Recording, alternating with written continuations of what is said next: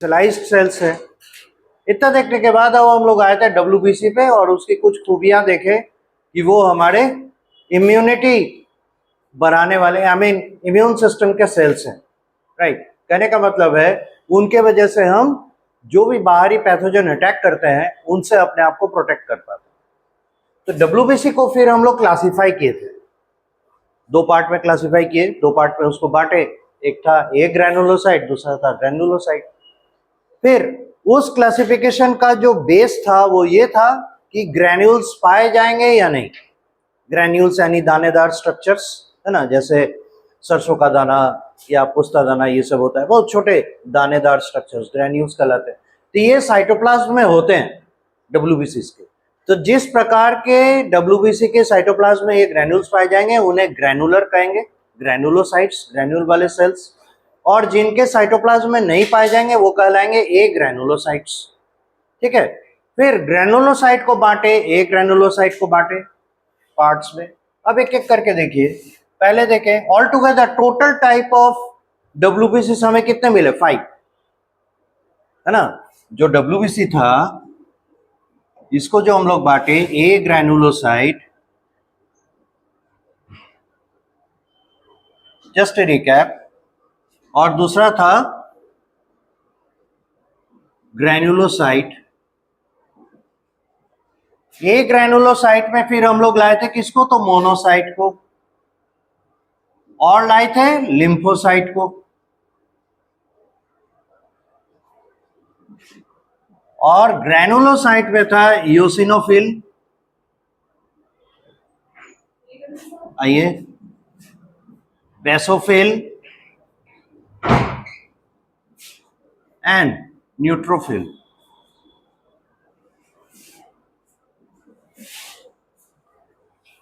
इस तरह से हम लोग बांटे हुए थे। ऑल टुगेदर ये कितने हो गए? 5।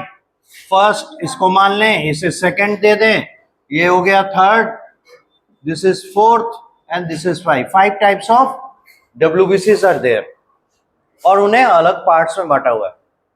परसेंटेज टैली दिखा है। टोटल डब्ल्यूबीसी हम लोग क्या देखे थे? 4000 टू 8000, अलग अलग बुक में अलग अलग दिया हुआ रहता है। थोड़ा बहुत हर लेबोरेटरी का अपना वेरी करता है। आप एनसीईआरटी को फॉलो करेंगे, एनसीईआरटी जो लिखता है दैट विल बी, क्योंकि अगर वो नीट में या कहीं पे भी पूछता है तो आपके लेवल पे वही फॉलो करने लायक चीज है। तो ये होंगे पर MMQ और माइक्रोलीटर ऑफ ब्लड, ये इसकी मात्रा है, ये इसका नंबर है। आउट ऑफ दिस, है ना, किसका कितना परसेंटेज है? तो मोनोसाइट वेरी करता है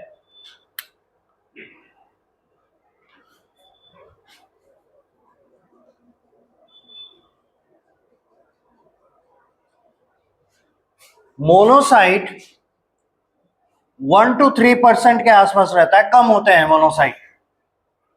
और फिर इयोसिनोफिल देखेंगे, ये 2 नहीं लिखे, 1 ही लिखे, 1 to 3% के आसपास ये भी रहता है। बेसोफिल ये 0 to 1% के आसपास आते हैं, 0 to 1%, बहुत कम। पहले ही बताए हैं आपको कि सबसे कम पाया जाने वाला डब्ल्यूबीसी है बेसोफिल। अब रहा न्यूट्रोफिल और लिम्फोसाइट, है ना। तो इसमें सबसे ज्यादा पाया जाता है न्यूट्रोफिल, ये 60 to 65% के आसपास रहता है, और जनरली ये वेरी करता है 20% से लेकर 40% के बीच में वेरी करता है। तो अकॉर्डिंगली ये दो मेन होते हैं, न्यूट्रोफिल एंड लिम्फोसाइट्स, और बाकी जो है ये परसेंटेज को बैलेंस कर लेते हैं ऑल टुगेदर। तो मेजर डब्ल्यूबीसीज में हमारे पास होते हैं न्यूट्रोफिल एंड लिम्फोसाइट्स। अब एक प्रॉपर्टी आपको यहीं पे बता दें, ये लिम्फोसाइट कैसा है? ये एंटीबॉडी प्रोड्यूसर्स है मेनली, ये antibody producers and killers both होते हैं। और न्यूट्रोफिल ये भी किलर्स हैं, लेकिन इनका किलिंग एक्शन होता है बाय फैगोसाइटोसिस।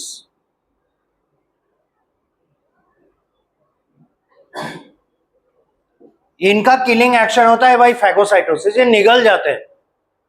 और इनका जो किलिंग एक्शन है, they use to drill the cell wall of the attacking agents. जो भी अटैकिंग एजेंट्स हैं उनके सेल वॉल को, यानी बैक्टीरिया है ना, तो मोस्ट ऑफ द टाइम ये बैक्टीरिया में ड्रिल कर देते हैं। So they break the protecting layer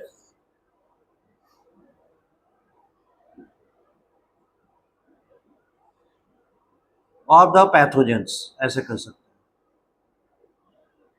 और तो और ये एक टर्म सुनते होंगे ऑटो इम्यूनिटी, जिसमें क्या होता है, हमारा सेल हमारे अगेंस्ट में एक्शन करने लगता है। उस कंडीशन में इस ऑटो इम्यूनिटी के दौरान भी ये जो टी मतलब लिम्फोसाइट्स है, इसका जो एक सब टाइप है टी लिम्फोसाइट, वो भी वही एक्चुअली एक किलिंग एक्शन यहाँ पे प्लेस कर रहा है। और वो कई बार अगर मिसफॉर्म्ड हो जाए, गलत तरीके से बन जाए, तो हमारे ही सेल्स और टिश्यूज के अगेंस्ट में वो काम करने लगते हैं।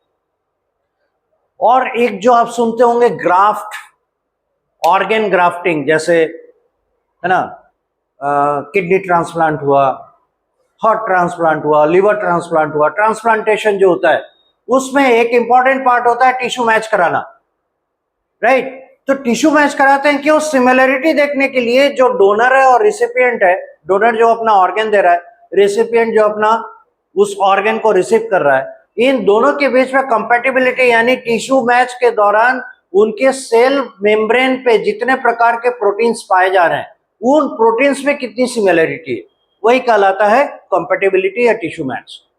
तो वो जितना ज्यादा हाई होगा, उतना ही देर तक, उतने ही दिनों तक वो ऑर्गन डोनर या रिसिपिएंट के बॉडी में एग्जिस्ट करेगा। रीजन क्या है? उसके अगेंस्ट में एंटीबॉडीज बनते हैं। एंटीबॉडीज जो है, एंटीबॉडीज और ये किलिंग सिस्टम जो है, वो ये नहीं सोचता है कि ये हमारे फायदे का है। उसे एक ही चीज देखना है कि कौन बाहर से आया हुआ है और कौन हमारे अपने का है, ठीक है। और आप तो देखे हैं डब्ल्यूबीसी को, है ना, आरबीसी के मेम्ब्रेन पे जो ABO टाइप का एंटीजन होता है, उसमें कहां पे डिफरेंस आता है? सिर्फ चौथे वाले A और B ब्लड ग्रुप में सिर्फ चौथे शुगर यूनिट पे डिफरेंस आता है, और उस छोटे से डिफरेंस को भी ये पिक कर सकता है। तो आप सोच सकते हैं कि कितने सेंसिटिव होते हैं। तो इसलिए क्या होता है, बाहर से जो भी ऑर्गन एंटर करता है, यानी ट्रांसप्लांटेशन के दौरान जो डोनर ने जो ऑर्गन दिया रेसिपिएंट को, जाहिर सी बात है उसमें जो प्रोटीन्स होंगे, है ना, उसके जो प्लाज्मा मेम्ब्रेन पे प्रोटीन्स होंगे, वो रेसिपिएंट के प्लाज्मा मेम्ब्रेन के प्रोटीन से कहीं ना कहीं डिफर करेंगे। तो उस डिफरेंस को रीड करने वाले यही हैं, और उसके बाद फिर उसके अगेंस्ट में एक्शन लेने में, उसे डैमेज करने में सबसे बड़ा रोल यही प्ले करता है। ऐसे तो बाहर से आने वाले को भी अगर उसके अगेंस्ट एंटीबॉडी बना तो यही किल करते हैं, और ऑर्गन की सेफ्टी के लिए भी यही रेस्पॉन्सिबल। एनीवे, अब वन बाय वन चलते हैं। ये परसेंटेज टैली आप लोग नोट कीजिए, उसके बाद आगे बढ़ते हैं। ये तो जानते ही हैं डब्ल्यूबीसी के नंबर्स कितने हैं।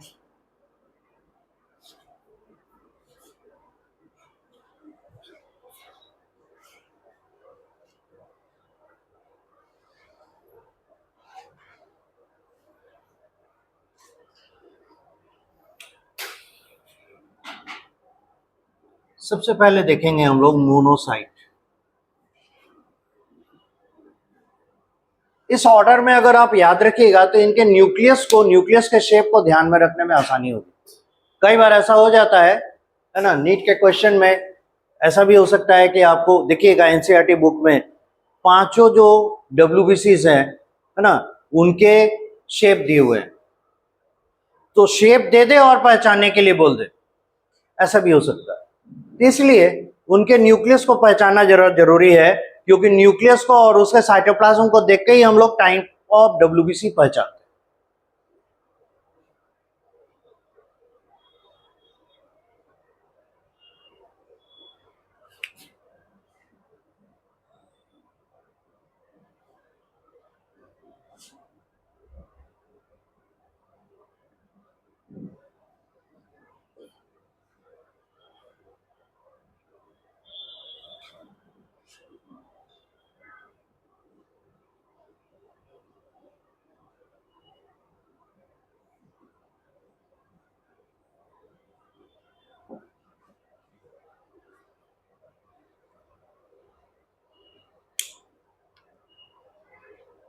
हो गया परसेंटेज टैली, बहुत सिंपल है।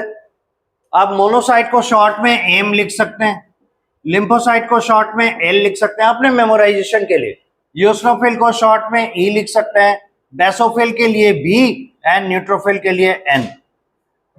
देखिए तो कोई भी दूसरे से मैच नहीं कर रहा। M for monocyte, L for lymphocyte, E for eosinophil, B for basophil and N for neutrophil.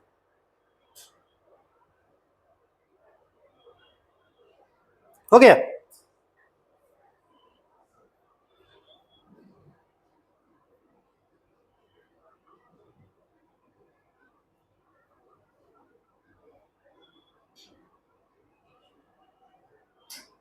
Percentage tally देख ही चुके हैं, बहुत कम होते हैं ये मोनोसाइट्स।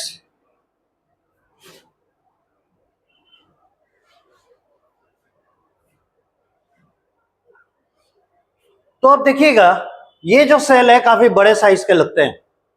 दूसरी चीज है इसका साइटोप्लाज्म क्लियर नजर आता है, साइटोप्लाज्म क्लियर,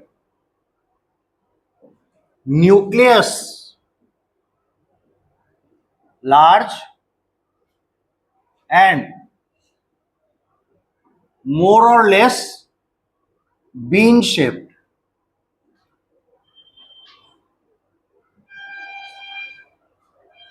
कंप्लीटली स्फेरिकल आपको नजर नहीं आएगा, थोड़ा सा उसमें आपको है ना लोअर साइड में कर्व नजर आएंगे, तो हम लोग इसको बीन शेप कहते हैं।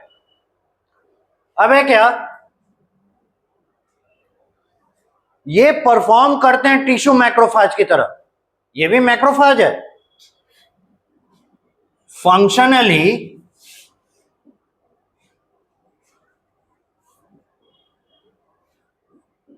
They are phagocytes. अब देखिए आप यहां सोच सकते हैं कहीं मैक्रोफाज बोल रहे हैं, कहीं फैगोसाइट बोल रहे हैं, तो ये टर्म जो है ना ऑल्टरनेटिवली चलते हैं। फैगोसाइट उन्हें कहते हैं जो फैगोसाइटोसिस करते हैं, ठीक है। और फैगोसाइटोसिस एक टाइप का मैकेनिज्म है फूड मटेरियल को इंटरलाइज करने का। जैसे एमीबा का आप देखते होंगे मोड ऑफ न्यूट्रिशन कैसा है, जैसे ही उसे फूड मिलेगा वो क्या करेगा, अपने सीडोपोडिया को एक्सपैंड करता है। एक्सपैंड करने के बाद दोनों एक्सटेंडिंग पोर्शन आके मीट कर जाते हैं, तो क्या होगा, वो एक वेसिकल जैसा स्ट्रक्चर बनेगा, उसको कहते हैं एंडोसाइटिक वेसिकल या एंडोसोम। फिर वो क्या करता है, उस एंडोसोम को इंटरनलाइज कर देता है विथ ए व्यू किसी भी हालत में उसने जो बाहरी मटेरियल को अंदर की ओर लाया, इंटरनलाइज किया, उस इंटरनलाइज्ड मटेरियल को साइटोप्लाज्म के डायरेक्ट कांटेक्ट में ले लाता, कभी नहीं। फिर क्या करता है, अपने लाइसोसोम को प्रोजेक्ट करता है, भेजता है उस एंडोसोम के साथ फ्यूज होने के लिए। जब लाइसोसोम उस एंडोसोम के साथ, यानी उसने जो इंटरनलाइज किया फूड मटेरियल को, उसके साथ फ्यूजन होता है, तो फिर लाइसोसोम का कंटेंट बाहर आ जाता है। जैसे ही उसका कंटेंट बाहर आएगा वो एसिड रिच मॉलिक्यूल्स है, एसिडिक मीडियम में डिस्ट्रक्टिव वर्क करने वाले सेल डिग्रेडिंग मटेरियल्स है। उसमें कार्बोहाइड्रेट, प्रोटीन, फैट्स, न्यूक्लियोटाइड सबको डाइजेस्ट करने वाले एसिडिक मीडियम में एंजाइम्स होते हैं। उन एंजाइम्स की मदद से वो क्या करता है, जो भी मटेरियल आया उसे डाइजेस्ट कर देता है। नेचुरली एमीबा ने जिसे भी इंटरनलाइज किया उसका डाइजेशन कर देगा। अच्छा, डाइजेशन मतलब क्या होता है समझते हैं, ब्रेक डाउन। तो ये डाइजेशन क्या है, यानी break down of food materials कर लिया। अब अगला स्टेप क्या होगा, हमने इतने मुश्किल से इन्हें पचाया, डाइजेस्ट किया, पचाया, अब क्या करेंगे, उसमें यूजफुल मटेरियल होगा उसे खींच लेंगे, एब्जॉर्प्शन। तो जो उसका न्यूट्रिएंट होगा उसका वो एब्जॉर्प्शन कर लेगा। फाइनली कुछ ऐसे मटेरियल्स बच जाएंगे जो कि डाइजेस्ट नहीं हुए या एब्जॉर्ब नहीं हुए, वो क्या होंगे, वेस्ट। और उसके बाद फिर उसे एक्सोसाइटोसिस के द्वारा बाहर निकाल देगा। तो ये प्रोसेस अपनाता है कौन, एमीबा। हमारे सेल में डब्ल्यूबीसीज में से जो फैगोसाइट्स हैं यही काम करते हैं। बस अंतर ये इतना है कि वो एमीबा नहीं है, हमारे बॉडी में प्रोड्यूस किए हुए है ना डब्ल्यूबीसीज हैं, इसीलिए उन्हें फैगोसाइट कहते हैं, otherwise they are also amoeboid cells. उनका चाल चलन देखिएगा, उनका एक्टिविटी देखिएगा, just like amoeba they can move with the help of their expanding pseudopodial structures. वो भी मूव कर सकते हैं, एक एरिया से दूसरे एरिया तक जा सकते हैं, और ये जरूरी है ताकि वो हमारे बॉडी के एंटायर पोर्शन का सर्वेलेंस कर सके, है ना। जो चौकीदारी पहरादारी करता है वो क्या करता है, एक जगह से दूसरे जगह जाता है ना। तो ये जो मैक्रोफेजेस हैं वो एक्चुअली वही चौकीदार है, ऐसे कह सकते हैं, है ना। वो प्रोटेक्टर्स हैं, तो प्रोटेक्टर को एक जगह से दूसरे जगह जाना ही होगा। That is why they have pseudopodial activities. Pseudopodia जैसे स्ट्रक्चर्स उसमें पाए जाते हैं और एक्सटेंड करते हैं, और बिल्कुल उसी तरह से एंडोसाइटोसिस करते हैं जैसे अमीबा करता है। पर यहाँ पे अंतर हो जाता है, उसे एंडोसाइटोसिस न करके फैगोसाइटोसिस। सब कुछ वही है, देयर इज नो डिफरेंस, लेकिन ये फैगोसाइटोसिस कहलाता है। इसका एक और कारण है, क्योंकि फैगोसाइटोसिस के बाद इसने सेल वॉल मटेरियल जो ब्रेक किया, एक विजेता की तरह उसे वो एक्सपोज करके रखता है, ताकि हमारे बॉडी के सेल्स, मतलब जो इम्यून सेल्स है, उन्हें पहचान सके।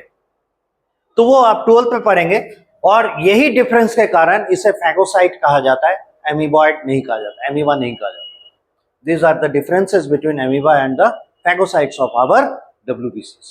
Anyway, यहाँ पे ये जो मोनोसाइट है ये एक्चुअली क्या है, फंक्शनली दे आर फैगोसाइट्स। और ये फैगोसाइटोसिस का एक्टिविटी कहां करेंगे, ब्लड में नहीं, ये आएंगे ब्लड द्वारा पहुंचा दिए जाएंगे टिश्यूज में, ठीक है। They are transported by the blood to the tissues.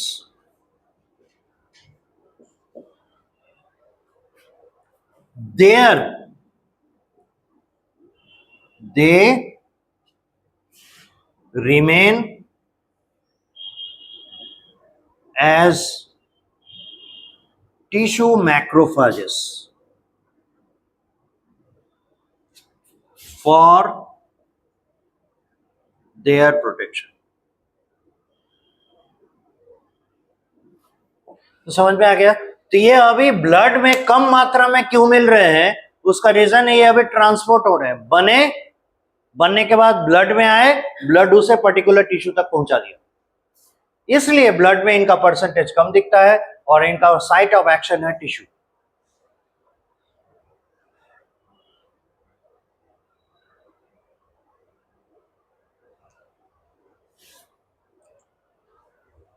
थोड़ा हम लोग अपने आप को लिमिटेशन में रखते हैं, तो this is about monocyte, we have to learn.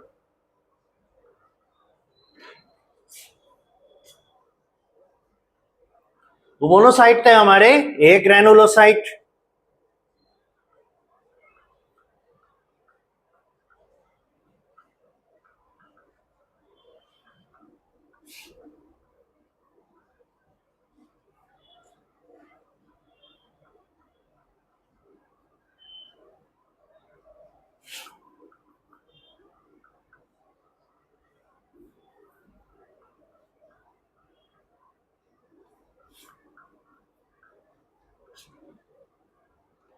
यहां तक नोट कीजिए तब तक।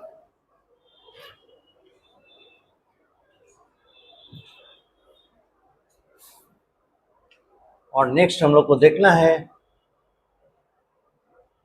लिम्फोसाइट।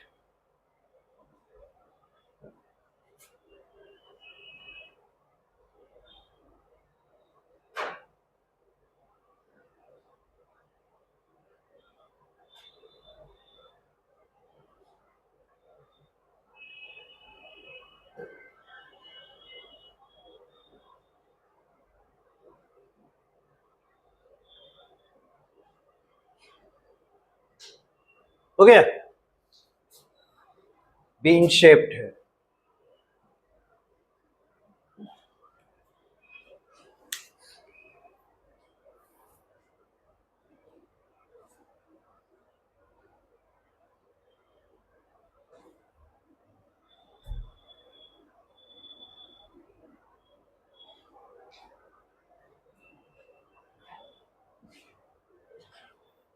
कई बातें आप लोग को पता चली यहाँ पे कि ये है ना एमीबा जैसे होते हैं, पर एमीबा नहीं कहलाते, एमीबॉइड नहीं कहलाते, क्योंकि वो हमारे बोन मैरोस में प्रोड्यूस हो रहे हैं, नंबर 1। नंबर 2, वो फैगोसाइटोसिस करते हैं, क्योंकि इनका एंडोसाइटोसिस फैगोसाइटोसिस से एक कदम ये इनका जो एंडोसाइटोसिस है, जिसे हम लोग फैगोसाइटोसिस कर रहे हैं, एक्चुअल एंडोसाइटोसिस से एक कदम आगे बढ़ जाता है।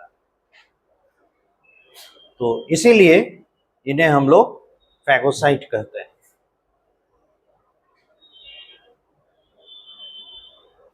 डन।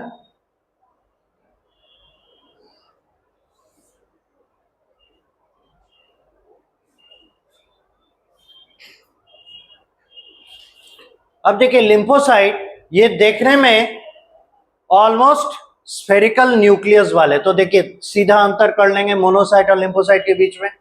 तो पहले आप क्या देखेंगे कि साइटोप्लाज्म में ग्रैन्यूल है कि नहीं, पता चल गया ग्रैन्यूल नहीं है, यानी ये यूस्ट्रोफिल, बेसोफिल और न्यूट्रोफिल में से कोई नहीं होगा। 3 ऐसे ही छट गए। अब 2 प्रोबेबिलिटी बचा, एक है मोनोसाइट, दूसरा लिम्फोसाइट। अब मोनोसाइट और लिम्फोसाइट, जो मोनोसाइट देखा होगा लिम्फोसाइट नहीं चुकेगा देखने में।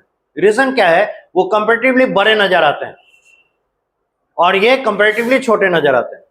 तो साइज अंतर से पता चल जाएगा, पहला। दूसरा, और गौर से देखेंगे साइटोप्लाज्म के बाद न्यूक्लियस को, तो देखेंगे ये ऑलमोस्ट स्फेरिकल नजर आएंगे, ये मोरलेस बीन शेप नजर आएंगे। एक तो साइज जो है सेल का वो बड़ा, दूसरा न्यूक्लियस उसको बीन शेप का नजर आ रहा है, तो कौन होगा, मोनोसाइट। दूसरी बात है, परसेंटेज भी कम दिखाई देगा। बहुत बड़े फील्ड को देखेंगे तो एक आध नजर आएंगे ये। इसलिए क्या हो गया, हम लोग तो माइक्रोस्कोपिक स्टडी ही करते हैं ना, ब्लड का जो हम लोग स्टडी करते हैं स्लाइड पे डाल के। तो इस तरीके से मोनोसाइट और लिम्फोसाइट के बीच में आप देखकर अंतर कर सकते हैं।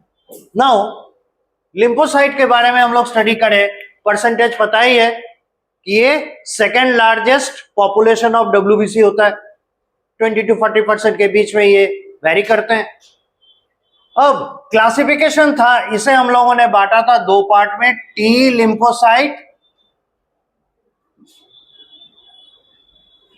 And B lymphocyte. बुक में भी देखिएगा लिख के दिया हुआ है, टी लिम्फोसाइट, बी लिम्फोसाइट, है ना। और 12th में इसका और बेटर एक्सपीरियंस आपको होगा, क्योंकि वहां थोड़ा सा इम्यूनोलॉजी पढ़ना है, इम्यून सिस्टम के बारे में, तो वहां पे ये और एक्सपैंड होगा। यहां देखिए टी लिखने के पीछे रीजन क्या है, खास बात क्या है, लिम्फोसाइट्स भी अदर डब्ल्यूबीसीज की तरह कहां बनते हैं, बोन मैरो। तो टी लिम्फोसाइट का प्रोडक्शन साइट होता है bone marrow. Of course red वाला, red bone marrow. But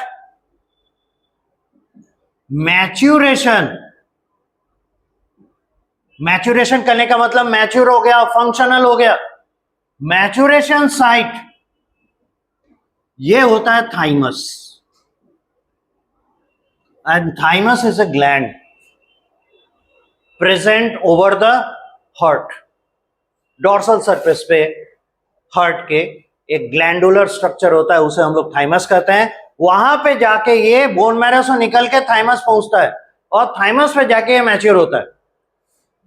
reason क्या है, दरअसल तो वहां पे उसे ट्रेनिंग दी जाती है, इसलिए उसे ट्रेन किया जाता है। और एक और चीज किया जाता है, बनते समय अपने खिलाफ, अपने एंटीजेंस के खिलाफ बनने वाले टी लिम्फोसाइट का सत्यानाश कर दिया जाता है, नहीं तो ये होगा तो भस्मासुर हो जाएगा, खुद ही को मार लेगा। इसीलिए अपने खिलाफ, अपने बॉडी सेल्स के खिलाफ जो टी लिम्फोसाइट्स बन गए, उन्हें वहीं पे समाप्त कर दिया जाता है। और जो हमारे अपने एंटीजेंस को नहीं पहचान पाते हैं, उन्हें अलाउ किया जाता है, तुम जाओ। समझ गए। तो ये इनका इंपॉर्टेंस आपको धीरे धीरे बाद में और समझ में आएगा। एनीवे अभी इतना ही समझ के रखें कि इन्हें ट्रेनिंग दी जाती है, और मैच्योर होने के लिए जिस जगह भेजा जाता है दैट इज थाइमस, और उसी वजह से इसका नाम पड़ा थाइमस फॉर टी लिम्फोसाइट। पर बोन मैरो में ही मैच्योर होना और बोन मैरो में ही ओरिजिन तो सबका सेम जगह है ना, वही बने और वही मैच्योर हुए, वो है बी लिम्फोसाइट्स। इसीलिए इसका नाम पड़ा बी फॉर बोन मैरो। ये है B for bone marrow as its formation site and maturation site दोनों होते हैं इन बोन मैरो।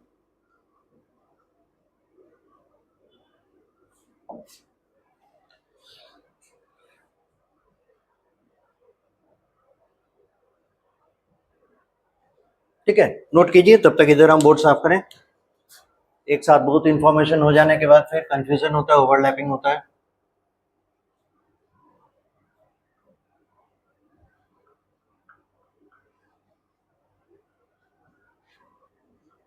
हम कोशिश ये करते हैं कि एक बार आपको पढ़ लेने के बाद ये कहानी की तरह लगे, है ना, और एक बार घर जाके इसे आप दोहरा लीजिए, फिर इससे रिलेटेड जो भी क्वेश्चंस होंगे आपसे आसानी से बन जाएगा। इसीलिए थोड़ा आपके पीछे टाइम दिया जा रहा है, नहीं तो ये है ना बहुत जल्दी में निपटने वाला टॉपिक है।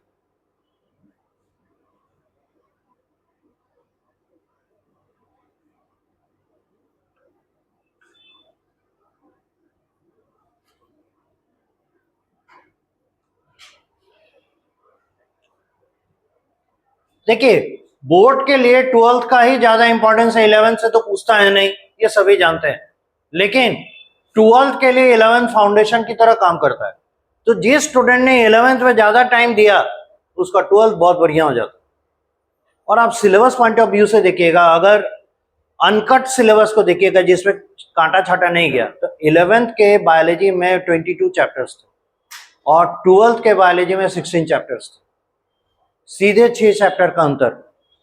अभी देखिएगा 11th के सिलेबस में 19 चैप्टर्स है और 12th के सिलेबस में 13 चैप्टर्स।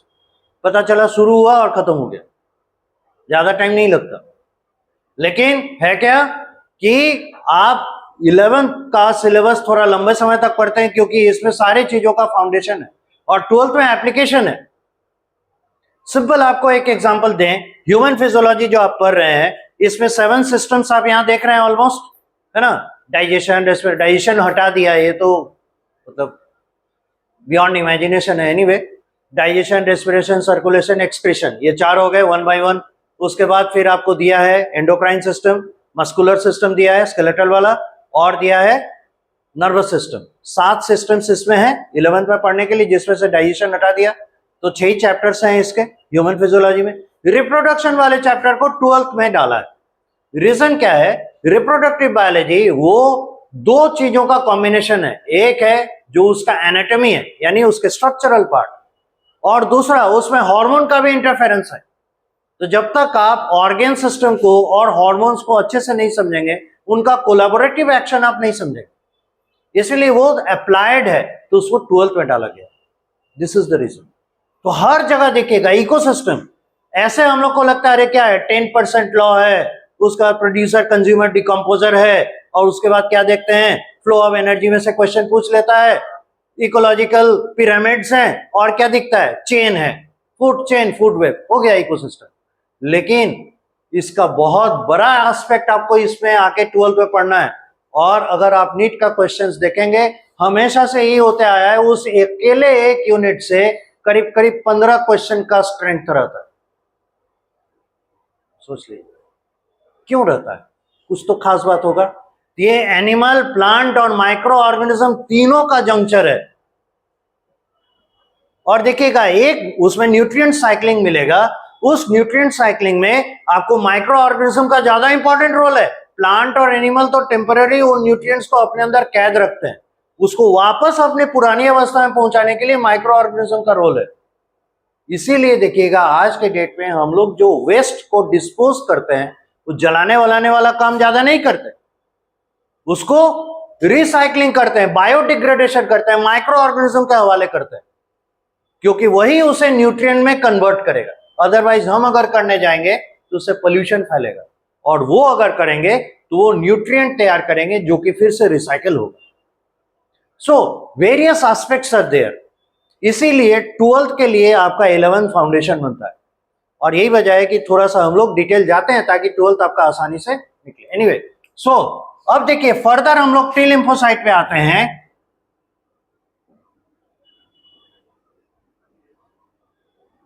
इसे फिर हम लोग दो पार्ट में डिवाइड करते हैं, पिछले क्लास में देखे होंगे, एक है टीसी और एक है T help, TH. C stands for cytotoxic, यानी ये किलर टी सेल्स हैं।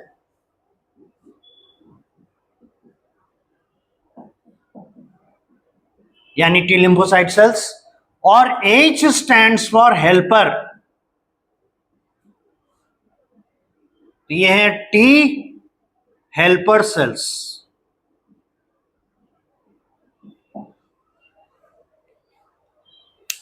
होता क्या है, जब किसी माइक्रोब के अगेंस्ट में या किसी फॉरेन पेटेरियल के अगेंस्ट में एंटीबॉडी रेज हुआ और उस एंटीबॉडी ने घूमते टहलते अपने टारगेट के साथ बाइंडिंग की, एंटीबॉडी अटैच हो गया। अब हम लोग कहते हैं क्या, एंटीबॉडी दे दिया, अब वो इन्फेक्शन खत्म हो जाएगा। But do you know how it works? Antibodies attach होने के बाद इसके साथ अटैच होता है टी हेल्पर सेल। ठीक है, टी हेल्पर सेल फिर एप्रोप्रिएट टीसी सेल को कॉल करता है, और तब जाके TC cell T helper cell के मदद से उस पर्टिकुलर स्ट्रक्चर को डिस्ट्रॉय करता है। यानी एंटीबॉडी ही सिर्फ प्रोड्यूस हो जाना सफिशिएंट नहीं है, टी हेल्पर और टीसी सेल का भी जरूरत पड़ता है। और यहां पे इन दोनों का आप एक्शन समझ ही रहे, ये क्या है, किलर सेल्स हैं, और T helper cells supportive cells हैं। सपोर्टिव सेल्स आप ऐसे समझ सकते हैं, जैसे ये बिल्डिंग है, इस बिल्डिंग के हर कमरे का इस्तेमाल हो रहा है, पर इसके फाउंडेशन का क्या कोई इस्तेमाल कर रहा है? कोई नहीं कर रहा है। तो आप अगर ऐसा सोचें, अगर आपको बहुत ज्यादा जानकारी नहीं हो, फाउंडेशन काहे के लिए दी? सीधे बिल्डिंग खड़ा कर देते हैं, करके देखिए ना, फिर आपको पता चलेगा इस बिल्डिंग का असर क्या होगा, है ना। उसी तरीके से यहां देखिएगा, टी हेल्पर सेल, ये तो आपको लग रहा है ये कि हेल्प कर रहा है, सपोर्ट कर रहा है, वेन किलिंग एक्शन तो इसका है,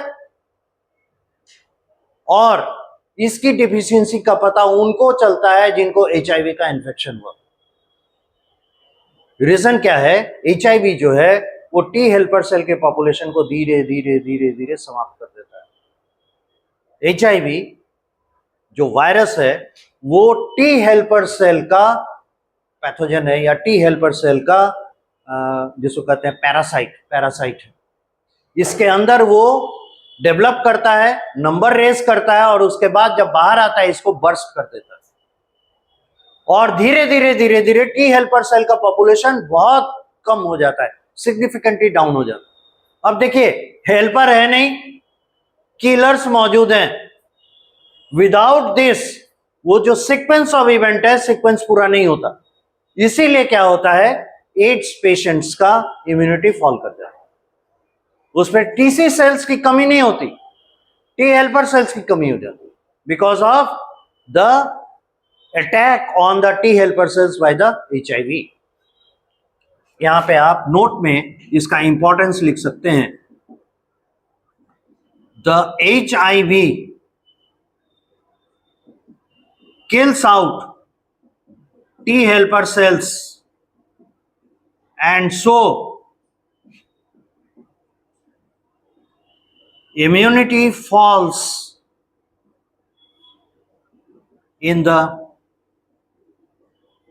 AIDS patients.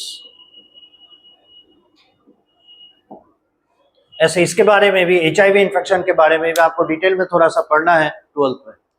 तो सबका फाउंडेशन हम लोग यहां से लेते हुए चलते हैं, ताकि वहां पे ऐसा नहीं लगे कि ये कुछ नया आ गया, राइट। अब परसेंटेज वाइज देखिएगा तो लिम्फोसाइट को अलग करके हम लोग नहीं यहां देखते हैं, यहाँ टोटल लिम्फोसाइट का परसेंटेज आपको 20 to 40 के बीच में रहता है, जिसमें टी लिम्फोसाइट और बी लिम्फोसाइट का अपना अपना परसेंटेज टैली रहता है। Enough is enough. हम लोग अब आते हैं लिम्फोसाइट के बाद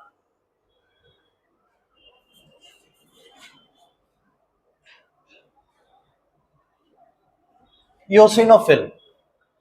तो नोटिस करते जाइएगा कैसे हम इनको पहचाने एक दूसरे से। अब तक जो आप देखे दोनों एक ग्रैनुलोसाइट, साइटोप्लाज्म में आपको कुछ ग्रैन्यूल्स नजर आए? नहीं नजर आए। दूसरी चीज है, इनके साइटोप्लाज्म क्लियर नजर आएंगे, है ना, ऑलमोस्ट ट्रांसपेरेंट जैसे लगेंगे। जब आप माइक्रोस्कोपिक स्टडी इनका करेंगे, इसके साइटोप्लाज्म में आपको कोई भी ऐसे कोई कलरिंग एजेंट्स, कलर्ड मॉलिक्यूल्स नहीं नजर आएंगे।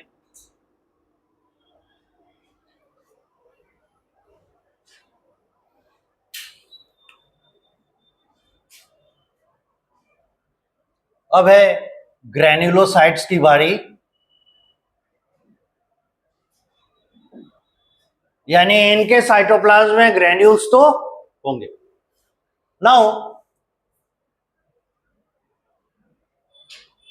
ईओसिनोफिल।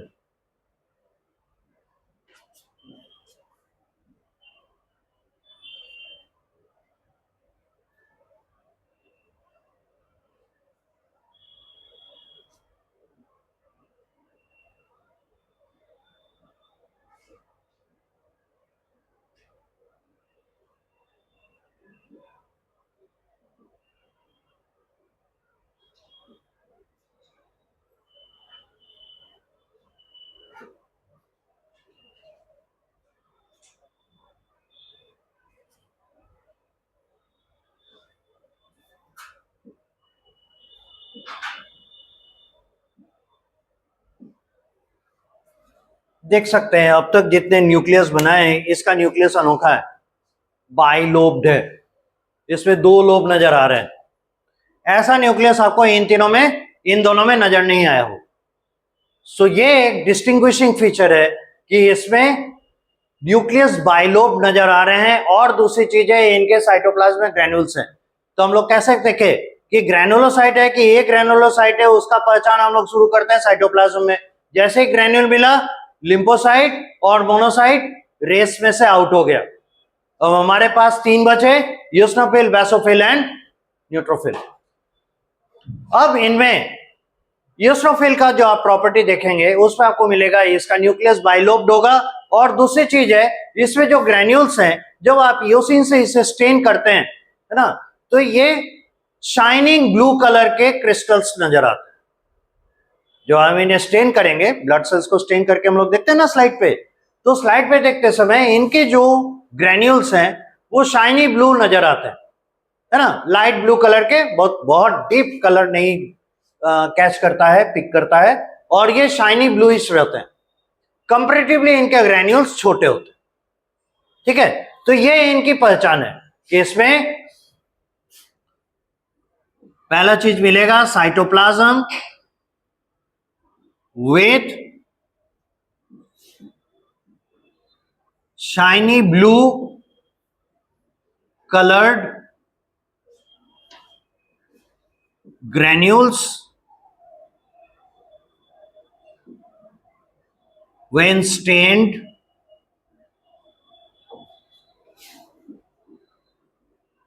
nucleus bilobed।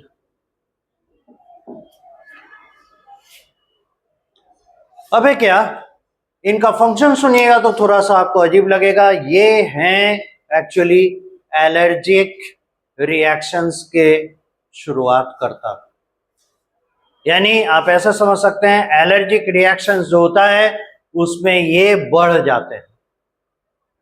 तो ये मेडिएटर्स हैं एलर्जिक रिएक्शंस के। और आप सोचिएगा एलर्जी तो बुरी चीज है, इससे हम बीमार हो जाते हैं, फीवर हो जाता है, काम करने का मन नहीं करता, खाना पीना अच्छा नहीं लगता, है ना। पर ये हमारा एक अल्टीमेट कोशिश होता है जिन्हें हम एंटीबॉडीज के मदद से, फैगोसाइटोसिस के मदद से डिस्ट्रॉय नहीं कर पाते, उन्हें हम इन एलर्जिक रिएक्शंस के मदद से डिस्ट्रॉय करते हैं। इसमें कैसी चीज है कि अगर मान लेते हैं कि दुश्मन है हमारे साथ और कह दिया गया, जैसे इसका एक और एग्जांपल देंगे कैसे ये एक्शन करता है। दुश्मन है हमारे साथ और बोला गया कि दोनों को पीटिए, पर हम जो है ना, मतलब हम पर अगर पिटाई पड़े तो हम इससे रेजिस्टेंट है, हम पर इसका ज्यादा असर नहीं होगा, लेकिन मेरा जो दुश्मन है वो मार नहीं सह सकता है। जैसे ही उसके ऊपर मार पड़ेगी वो काफी ज्यादा परेशान हो जाएगी। तो उसी तरीके से ये है, एलर्जिक रिएक्शंस में हमें परेशानी तो होती है, लेकिन उसका जो सीवियर इफेक्ट है वो एलर्जन के ऊपर जाता है। मोस्ट ऑफ द टाइम जैसे कोई पॉलेंस है उन्हें हम डिस्ट्रॉय नहीं कर पाते, इनके मदद से उन्हें डिस्ट्रॉय करने की कोशिश करते हैं। वर्म्स हैं, है ना, जैसे राउंड वर्म है, इसका इन्फेक्शन हो गया, यानी निमेटोड इन्फेक्शन अगर किसी तरीके से हुआ तो निमेटोड्स को, वो इंटेस्टाइन में है कहीं या हमारे सिस्टम में कहीं ना कहीं है, राउंड वर्म, एस्केरिस, तो उन्हें डिस्ट्रॉय करने के लिए इनका जरूरत पड़ता है। तो कई बार देखिएगा ईओसिनोफिल का नंबर काफी बड़ा हुआ है, तो हो ना हो उसे किसी तरह का एलर्जिक रिएक्शन हो रहा है, लेकिन बॉडी सस्टेन कर चुका है, इसलिए उसे कोई खास प्रॉब्लम नहीं हो रहा है। तो ब्लड टेस्ट करने के बाद ये पता चलता है। तो एक्चुअली में इनका मेडिसिन क्या हो गया, फंक्शन में initiates allergic reactions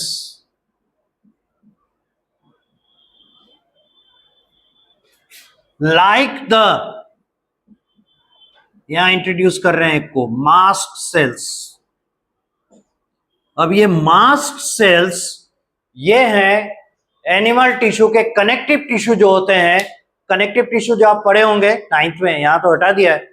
connective tissue में 3 पार्ट होता है, fibres, cells and matrix. Matrix यानी सतह, फाइबर्स यानी फाइन फाइबर्स होते हैं, येलो फाइबर और व्हाइट फाइबर, और सेल्स, उनके कनेक्टिव टिश्यू के सेल्स में से एक सेल होता है मास्ट सेल, और ये भी उसी तरह का काम करता है जैसे कि ब्लड में इओसिनोफिल करता है। तो हमारे बॉडी में एक्चुअली 2 पार्ट हो गए, एक हमारा टिश्यू और दूसरा एक फ्लूइड मीडियम। तो फ्लूइड मीडियम का देखभाल करने के लिए ये है, यानी ब्लड की देखभाल करने के लिए, ब्लड में एलर्जिक रिएक्शंस को इनिशिएट करने के लिए ये है। टिश्यू में मास्ट सेल्स, और दोनों में ही जो ग्रेन्यूल्स होते हैं वो जब रप्चर करते हैं या उनमें से ग्रेन्युलर मटेरियल्स बाहर आते हैं तो एलर्जिक रिएक्शंस इनिशिएट होता है। तो ये इनके फंक्शंस हैं, ठीक है। इसीलिए यूस्नोफिल जनरली अगर बढ़ जाते हैं तो it's a matter of alarm, otherwise normally इनके परसेंटेज लो ही रहते हैं। यही वजह है कि इनका नंबर कम पाया जाता है। तो यूस्नोफिल की पहचान हो गई। लिम्फोसाइट और यूस्नोफिल के बीच में स्ट्रेट कट आप डिफरेंशिएट कर सकते हैं, और मोनोसाइट के साथ भी, कि वहां पे न्यूक्लियस आपको नजर आएंगे कैसे, और इसके न्यूक्लियस देख सकते हैं। साइटोप्लाज्मिक स्टडी करेंगे तो ये साफ साफ दिखाएगा कि इसमें कुछ ब्लूइश कलर के, है ना, ग्रैन्युलर स्ट्रक्चर्स नजर आ रहे हैं, और ये इनिशिएटर्स हैं एक्चुअली जो एलर्जिक रिएक्शंस हैं उनके। अब इसी तरह का एक और होता है, वो है बेसोफिल।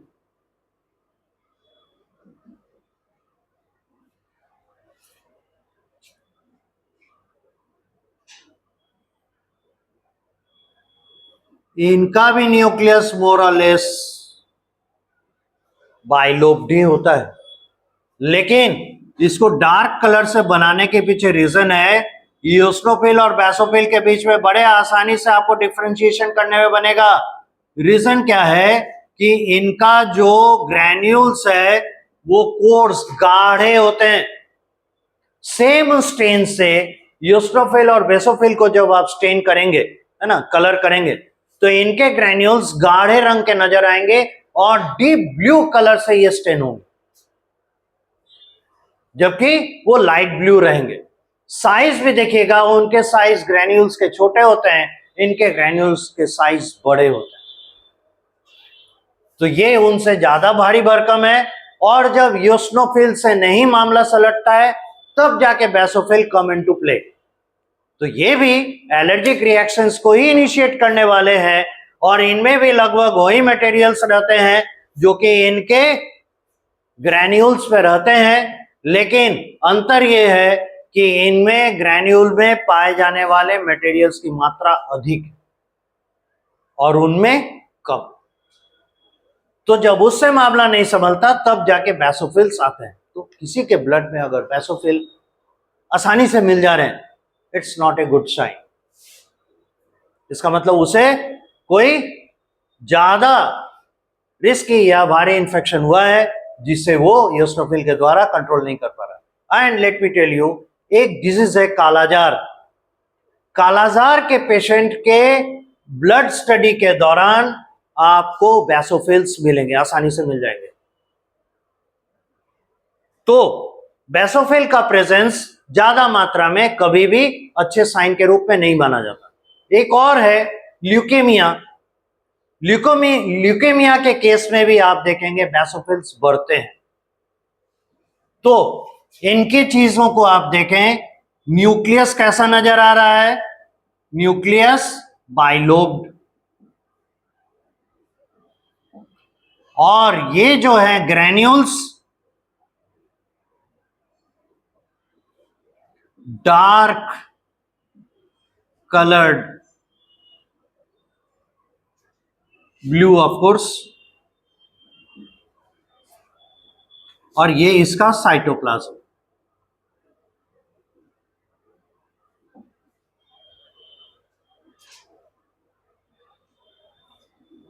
इसका जो साइटोप्लाज्म होता है with dark blue colored granules larger than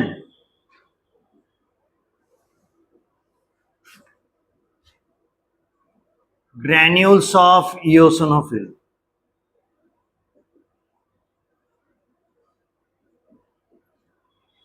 और आप जानते हैं परसेंटेज टैली के थ्रू कि इनका नंबर काफी कम पाया जाता है।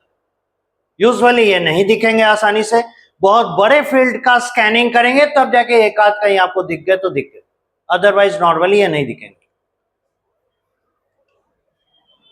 एक चीज और इसमें जोड़ना चाहिए, यूस्टोफिल में their number rise when some allergen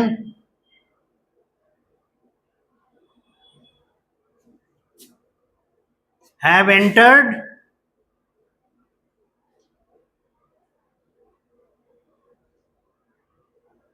helminthic, यानी वॉर्म आप कह सकते हैं, हेलमिंथिक इंफेक्शंस, जैसे कि राउंड वर्म,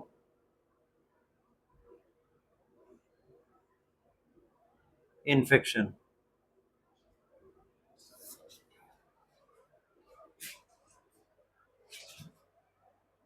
और इनके फंक्शन में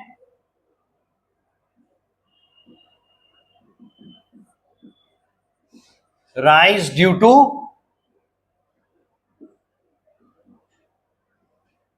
allergic reactions at extreme conditions,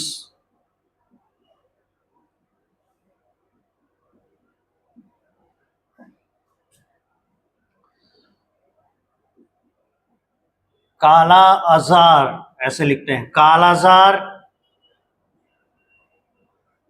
protozoal infection, और कालाजार के प्रोटोजोआ को कहते हैं Leishmania.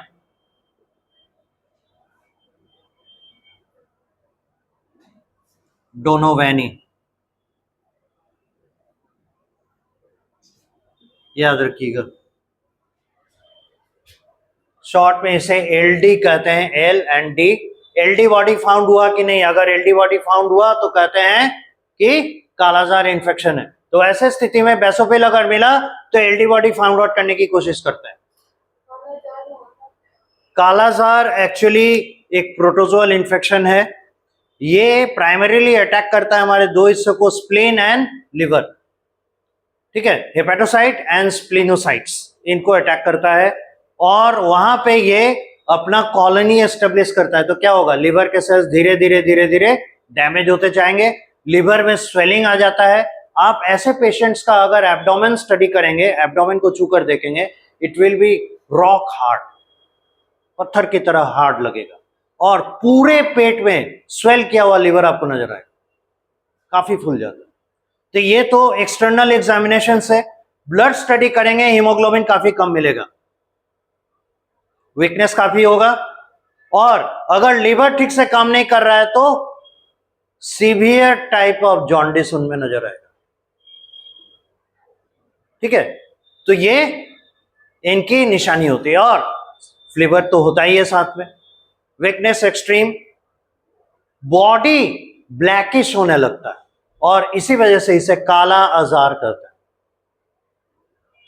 So these are the science. और ये फैलता है एक मच्छर के काटने से, वो है सैंड फ्लाई, जिसे फ्लेवोटोबस अर्जेंटिपस कहते हैं।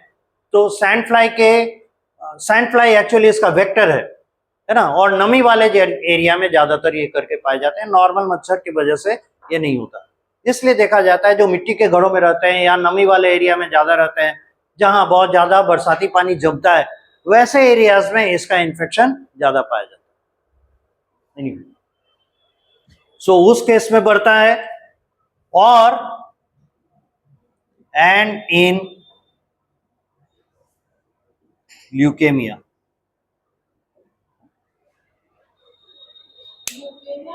Blood cancer.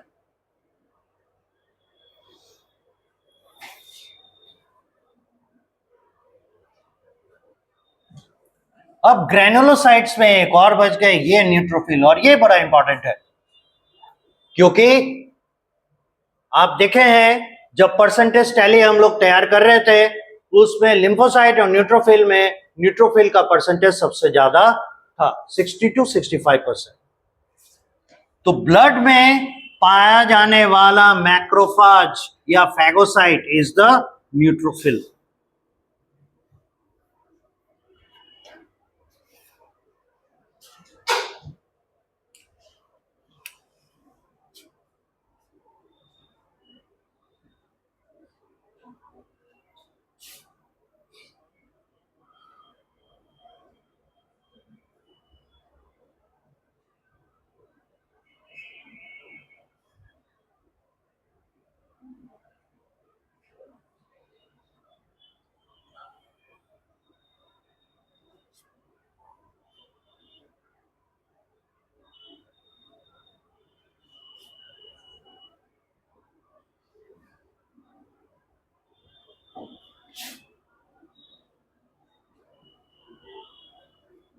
दूसरे ग्रेनुलोसाइट्स और न्यूट्रोफिल के बीच में सबसे बड़ा आप अंतर पाएंगे क्या, इसका न्यूक्लियस मल्टीलोब पाया जाता है और ये कई बार टाइम टू टाइम अपना शेप चेंज करता है। ठीक है, तो ये न्यूक्लियस है, आप यही लिख सकते हैं मल्टीलोब्ड।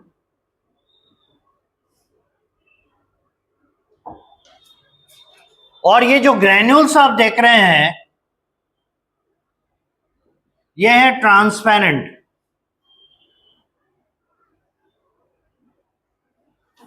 ऑफ कोर्स ये साइटोप्लाज्म हो गया जहां आपको ये नजर आ रहे हैं, इसका भी ये साइटोप्लाज्म है, साइटो शॉर्ट में। अब आप बड़े आसानी से अगर ग्रेन्यूल मिले भी साइटोप्लाज्म में तो तीनों के बीच में अंतर कर सकते हैं। आपको पहला चीज देखना होगा गाढ़ा रंग का लग रहा है कि नहीं। अगर ये डीप कलर का नहीं है, ट्रांसपेरेंट है, तो फिर यूसिनोफिल बेसोफिल का सवाल ही नहीं उठता, सीधा सीधा किसका आ जाएगा, न्यूट्रोफिल। ठीक है, और दूसरा कंफर्मेशन न्यूक्लियस को देख के करेंगे। कई बार होता है जो यूसिनोफिल है अभी यंग स्टेज में है, पूरी तरह से मैच्योर नहीं किया, वो भी ब्लड में दिख रहे हैं, तो उनके भी जो ग्रेन्यूल्स हैं आपको ट्रांसपेरेंट तरह के नजर आएंगे।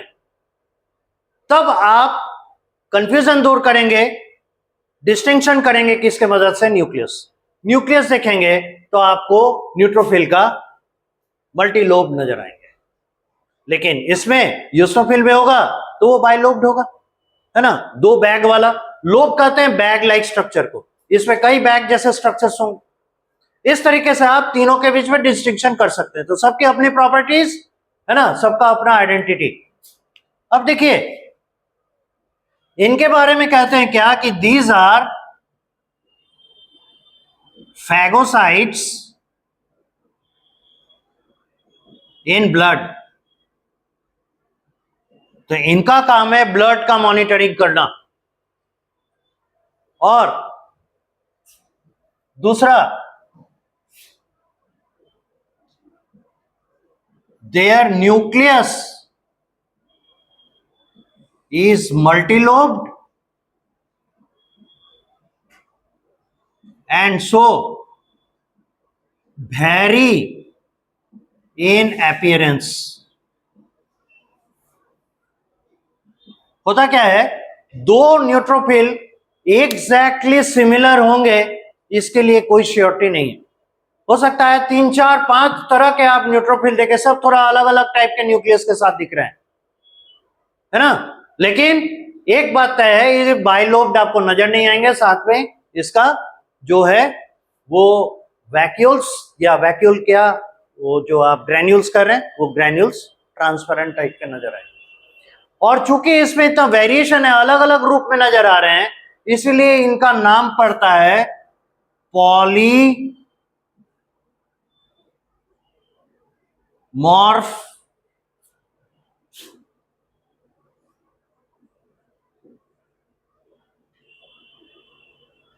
न्यूक्लियर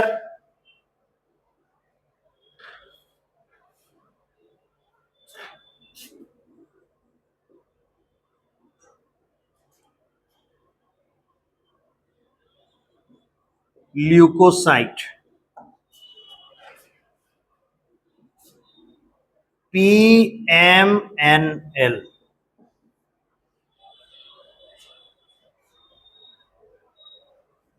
पॉलीमॉर्फ या मॉर्फिक न्यूक्लियर ल्यूकोसाइट, ल्यूकोसाइट है WBC, है ना। न्यूक्लियस पॉलीमॉर्फिक होते हैं, अलग अलग शेप के नजर आते हैं, स्थिर शेप नहीं रहता, इसीलिए पॉलीमॉर्फिक न्यूक्लियस वाले ये हैं। तो शॉर्ट में इन्हें हम लोग एक आइडेंटिटी देते हैं, इन्हें PMNL भी कहते हैं। This is the reason.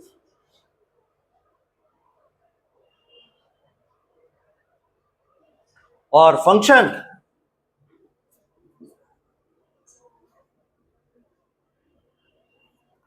does phagocytosis in blood for its protection। ये फैगोसाइटोसिस करते हैं इनके प्रोटेक्शन के लिए, और ये ब्लड में पाए जाएंगे, दिस इज फॉर श्योर। और यही मोनोसाइट और न्यूट्रोफिल के बीच में बेसिक डिफरेंस है कि मोनोसाइट अपना ट्रेजेक्टरी लेता है ब्लड के थ्रू और जाता है टिश्यू में, और टिश्यू में जाने के बाद फैगोसाइटोसिस शुरू करता है, उसका देखभाल करता है। तो टिश्यू के लिए टिश्यू मैक्रोफाज फैगोसाइटोसिस करते हैं, ब्लड की सुरक्षा के लिए ब्लड मैक्रोफाज या न्यूट्रोफिल या PMNL। कई बार M और N का पोजीशन गड़बड़ हो जाता है बोलने में या लिखने में, तो ध्यान दीजिएगा।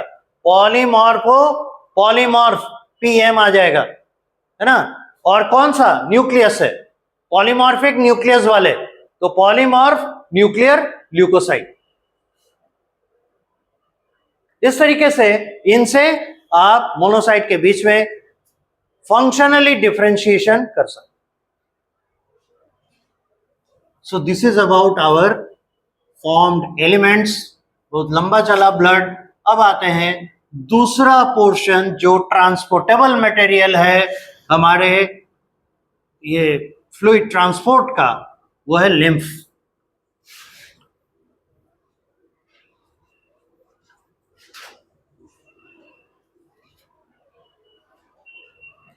अगला पोर्शन है लिम्फ।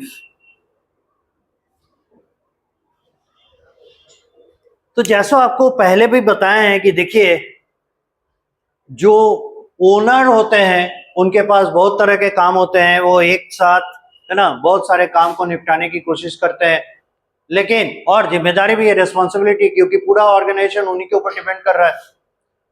तो एक आदमी एक सर्टेन पॉइंट ऑफ टाइम में हर जगह पाया जाएगा क्या? Not possible. देखिएगा पोजीशन टाइम ग्राफ जो आप लोग फिजिक्स में पढ़ते हैं उसमें कई बार एक क्वेश्चन देता है ग्राफ से कि एक ही टाइम पे दो पोजीशन वाला ग्राफ दे देता है, मतलब प्लॉट रहता है, और आपसे पूछता है कि टेक्निकली ये पॉसिबल है कि नहीं, तो आप कहते हैं इम्पॉसिबल। रीजन क्या है? एक ही पॉइंट ऑफ टाइम में कोई एक ऑब्जेक्ट दो डिफरेंट पोजीशंस पे नहीं हो सकता, है ना। उसी तरीके से इसके लिए भी, यानी ब्लड के लिए भी हर जगह पहुंचना पॉसिबल नहीं है। रीजन क्या है? ब्लड हमारे अंदर जो फ्लो करता है क्लोज सिस्टम में ट्यूब्स के अंदर फ्लो कर रहा है, जिन्हें ब्लड वेसल्स कह रहे हैं। तो ब्लड वेसल हर एक सेल तक नहीं पहुंचता है। तो वैसे में जिन सेल्स के बगल से ब्लड वेसल नहीं गुजरा वहां तो न्यूट्रिशन मिलेगा नहीं। और आपको इसका अंदाजा कैसे होगा? एक बार फिर भी बताए हैं पहले कि अगर मान लीजिए किसी दीवार से या किसी रफ सरफेस से हमारा स्किन ब्रश हो जाता है, घिस जाता है, तो देखिएगा बहुत बार जलन होती है लेकिन ब्लड नहीं आता, और दबा के देखिएगा वहां से कुछ वाटरी फ्लूइड बाहर निकलता है। स्लाइट रेडिश रहेगा लेकिन वो ब्लड नहीं है फॉर श्योर, ये तो आप समझ सकते हैं। दैट इज टिश्यू फ्लूइड और वो ब्लड नहीं है। तो रीजन क्या है कि जिन एरियाज को हमारा ब्लड सप्लाई नहीं दिया जा सकता उनका केयर करने के लिए हमारे बॉडी में अलग सिस्टम है, वो है लिम्फेटिक सिस्टम, और उसी का कॉन्स्टिट्यूएंट है लिम्फ। लिम्फ बना कैसे? बड़ी टेक्निकल बात है। क्या होता है, ब्लड जो फ्लो करता है वो एक प्रेशर के साथ, जिसे हम लोग कहते हैं ब्लड प्रेशर, ठीक है। अब देखिए जब ब्लड फ्लो करता है आर्टरीज में तो जबरदस्त प्रेशर होता है, क्योंकि उसके वॉल काफी थिक होते हैं, मस्कुलर होते हैं, तो दबाते हैं, इसलिए प्रेशर के साथ ब्लड फ्लो करता रहता है। लेकिन वेन्स में उसके वॉल थिन होते हैं, उतनी मोटाई नहीं होती, मसल का लेयर बहुत कम होता है, इसलिए बहुत धीमी गति से ब्लड फ्लो करता है वेन में। तो ऊपर से नीचे की तरफ जब ब्लड जा रहा है तब तो ठीक है, जब नीचे से पैर से ऊपर की ओर जब चढ़ेगा, रिटर्न होगा ब्लड, उस समय जब वेन से वो फ्लो कर रहा है तो एक चीज तो देखिए, ब्लड फ्लो का रेट वेन में कम है, और दूसरा उसके फ्लो करने के लिए जगह कंपैरेटिवली कम है, तो ब्लड ठहरने लगेगा। नेचुरली क्या होगा, एक प्रेशर बिल्डअप होगा, इस प्रेशर बिल्डिंग के वजह से उसका अगल बगल का वॉल पूरा फैल जाएगा। फैलेगा जैसे ही, उसी समय कुछ फ्लूइड मटेरियल उससे लीक आउट करेंगे, और ये लीक आउट करने वाला मटेरियल प्लाज्मा है, ब्लड का प्लाज्मा। तो ब्लड का प्लाज्मा जो बाहर निकल गया वही है लिम्फ, लेकिन विथ रेस्ट्रिक्शन। देखिए बाहर निकलने के लिए इसे ओपन स्पेस चाहिए, पूरा भरपूर जगह चाहिए, भरपूर जगह तो है नहीं, बहुत ही छोटे पोर्स लाइक स्ट्रक्चर्स हैं, तो वहां से जो लीक करके आएगा वाटर आएगा, कुछ स्मॉलर प्रोटीन मॉलिक्यूल्स आएंगे, लार्जर प्रोटीन्स नहीं आएंगे, फ्यू डब्ल्यूबीसीज, not the RBCs, not the platelets. तो ये कॉन्स्टिट्यूएंट हो गया लिम्फ का। तो lymph consists of water, some proteins, hormones,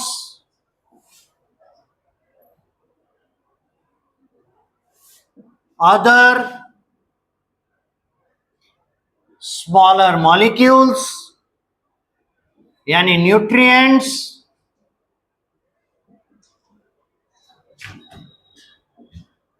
some WBCs and not RBCs,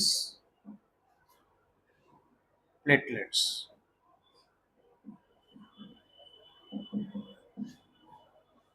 ये कॉन्स्टिट्यूएंट है लिम्फ का। और ये मटेरियल कैसे बाहर आ रहे हैं?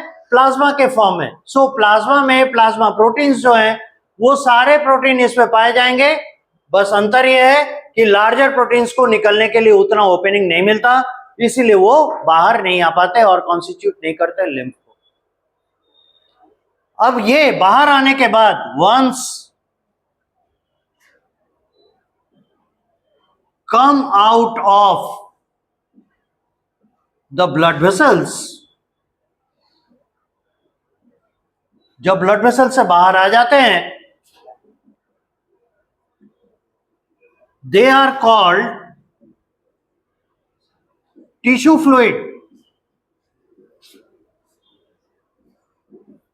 और ये टिश्यू फ्लूइड वहां एक्युमुलेट होने लगेगा, इसलिए उसे आगे बढ़ने का रास्ता चाहिए, and that pathway is given by the एक सेट ऑफ वेसल्स, उन्हें कहते हैं lymph vessels.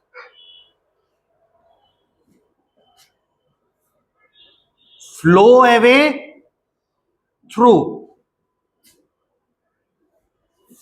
a set of vessels, और इन्हें कहते हैं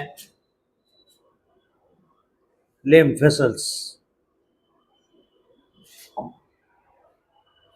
यानी lymph जिनसे फ्लो कर रहा है वो lymph vessels हैं।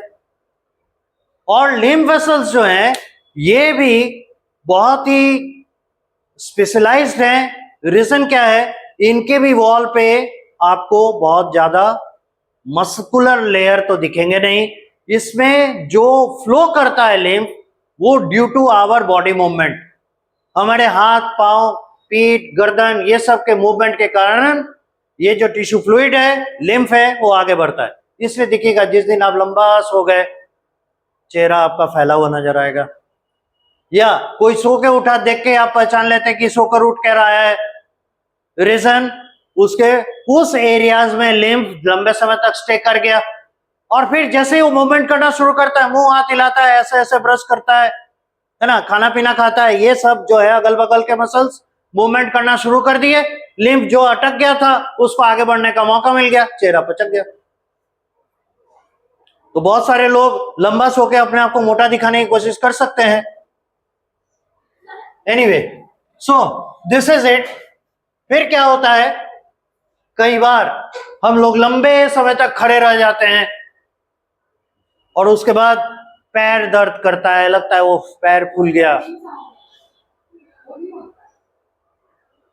लिम्फ जमा हो गया, क्योंकि आप उसको मूवमेंट ज्यादा नहीं कराए, एक जगह लंबे समय तक खड़े हैं, मूवमेंट नहीं कर रहे हैं। आपको क्या बताया, muscular movement, muscular movement lymph को आगे बढ़ने का मौका देगा, आप मस्कुलर मूवमेंट कर ही नहीं रहे, स्टैग्नेंसी आ गया। तो जिस तरह से चेहरा फूल के बड़ा हो गया था उसी तरह से पैर फूलने लगता है। These are the things.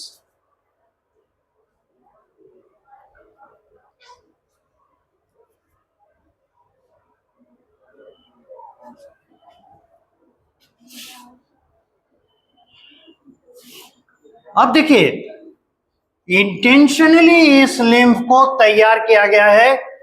यहां ध्यान दीजिएगा, इस जो लिम्फ के बारे में हम लोग देख रहे हैं, ये बस हम लोग इसका रीजन दे रहे हैं कि ये इसलिए बाहर आ गए क्योंकि ब्लड फ्लो करने का स्ट्रेंथ और फोर्स कम था, प्रेशर कम था, है ना, और वहां पे लॉक जैम हो गया, इसलिए अगल बगल के वॉल फैलकर उसे बाहर निकाल दिया गया।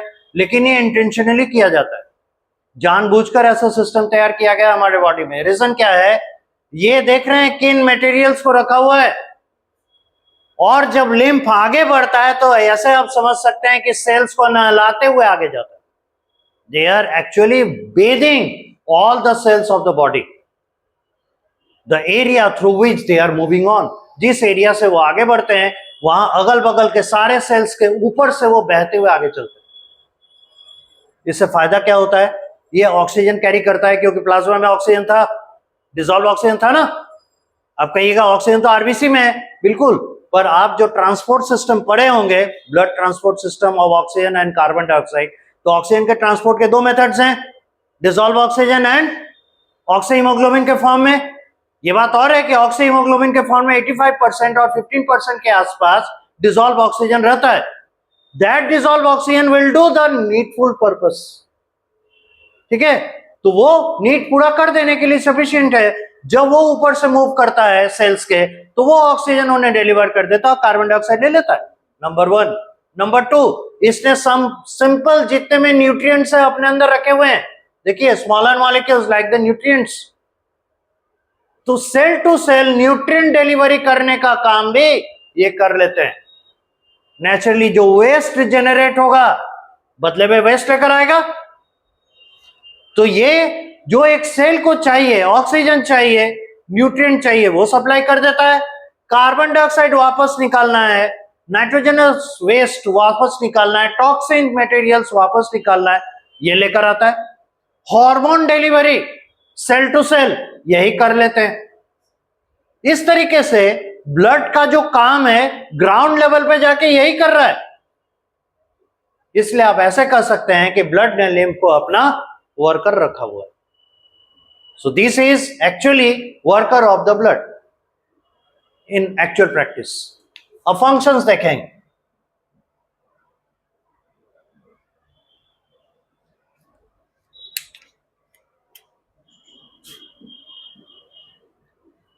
deliver nutrients and oxygen cell to cell, take away carbon dioxide, nitrogenous waste from cell to cell,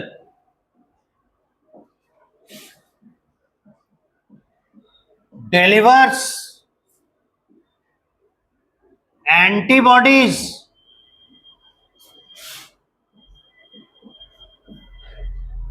to the tissues and cells of the body.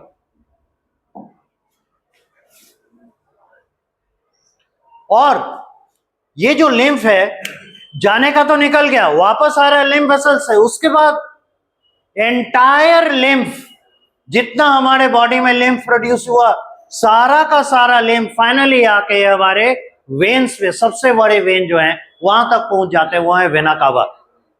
और वेना कावा ड्रेन करता है हमारे एट्रिया में। और इस तरीके से क्या होता है, जितना लिम्फ यानी फ्लूइड हमारे बॉडी में से ब्लड में से लॉस हुआ था, वो टोटल फ्लूइड हमें वापस मिल जाता है हमारे हार्ट को। इसलिए हार्ट को पता ही नहीं चलता इन द मेन टाइम उसका वॉल्यूम लॉस हुआ या नहीं। यही कारण है, देखिएगा जब हम लोग सोते हैं, चूंकि लिम्फ का फ्लो का रेट कम हो जाता है, इसलिए ब्लड का वॉल्यूम थोड़ा कम होता है। ये भी एक कारण है कि जब हम लोग सोते हैं, आराम की मुद्रा में रहते हैं, हमें हमारा हार्ट बीट थोड़ा डाउन होता है। This is also a reason. ठीक है,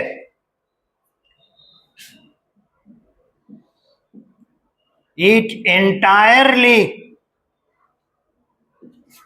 comes back to the blood circulation। बोलिए, आप CSF का नाम जानते हैं?